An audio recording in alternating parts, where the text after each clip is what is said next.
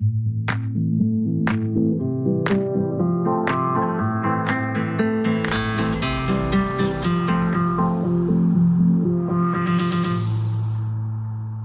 Hilaire. Bonjour Agnès. On va parler photos de famille. Ma chère Agnès, nous vivons l'ère de l'image en mouvement perpétuel. Vidéos sur YouTube, télé, cinéma. Mais avouez que l'image fixe, la photo, c'est fascinant. Sur mon écran d'ordinateur, j'ai une photo en gros plan de mes 2 petits-enfants. Quel bonheur de les regarder fixement. Quelle joie de les regarder avec attention. Sans qu'ils détournent la tête, sur l'ordinateur, ils ne bougent pas. J'avoue que je ne m'en lasse pas. Je les trouve merveilleusement beaux.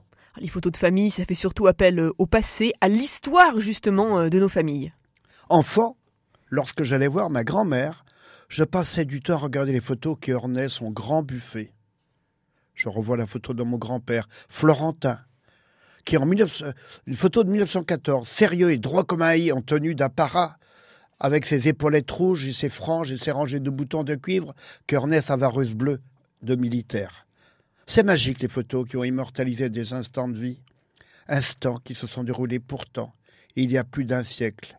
Une autre photo de grand-père, il est emmitouflé dans un épais manteau, protégeant du froid, laisse apparaître une main bandée. Elle me permet d'imaginer ce 11 mai 1915 où une balle allemande a traversé sa main. Ces photos d'un passé familial plus que centenaire sont comme les racines d'un arbre qui s'enfonce profondément dans le sol de notre histoire familiale. Elles m'ont permis de raconter l'histoire de mon grand-père à mes petits-enfants. Alors ça veut dire, Hilaire, si je devine bien, que votre famille, comme la mienne, était sans doute très très attachée aux photos. Oui. Maman avait réalisé de nombreux albums plus ou moins cohérents. Parfois, des photos voisinaient sur un album représentant les époques séparées de 20 ans. Bon, cela a contribué au pittoresque de l'album. Nos photos de bébés en barboteuse ne pouvaient être identifiées que par maman, on s'en rappelle plus. Ces zooms sur notre passé réveillent l'atmosphère de notre enfance, comme la Madeleine de Proust. Nous avons le sentiment de revivre une odeur, un climat. Une photo dans la campagne natale arrive à nous faire éprouver la sensation du vent dans les cheveux. Les visites partagées d'albums d'enfance entre frères et sœurs sont des occasions de nostalgie sur le bon temps de notre enfance. Parfois, nous réalisons que le même événement ne provoque pas le même souvenir. Hilaire, j'imagine que si vous êtes venu aujourd'hui nous parler photos de famille et souvenirs, c'est que vous avez une anecdote à nous partager sur ce petit décalage qui peut exister parfois. Maman est revenue du marché avec une jolie casquette bleue de marin pour mon frère cadet. Très content, il l'a essayé, à lui donner fière allure. Je lui chipe. Il me course pour qu'il ne la jette loin. Malheureusement, il atterrit dans la cour aux cochons. Ils n'en font qu'une bouchée. Vous savez, Agnès, je n'ai aucun souvenir de cette histoire, mais mon frère s'en souvient comme si c'était hier. Cet exemple illustre que notre mémoire est sélective et que les faits dont nous ne sommes pas fiers sont ceux qu'on a tendance à oublier. Hilaire, aujourd'hui, on fait quand même beaucoup de photos, mais cette fois avec nos portables, nos smartphones. Avec l'événement de la photo numérique, depuis une quinzaine d'années, le rapport aux photos a totalement changé. Les photos sont devenues omniprésentes, puisque faire une photo numérique ne coûte rien.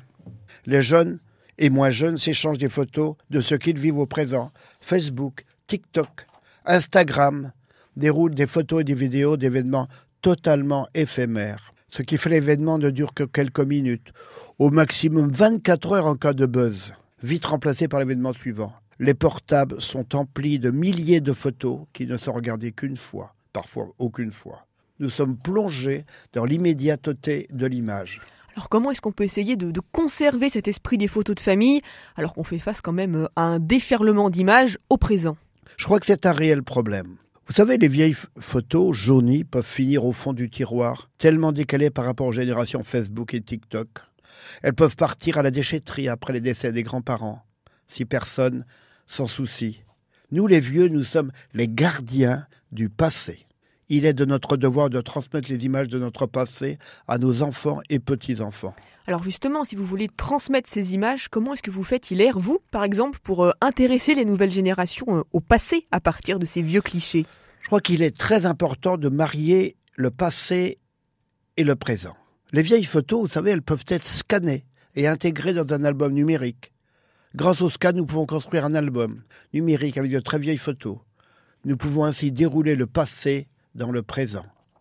Personnellement, grâce au scan, j'ai construit une série d'albums numériques de l'enfance de mes parents jusqu'à aujourd'hui. Un peu comme une série, vous voyez ?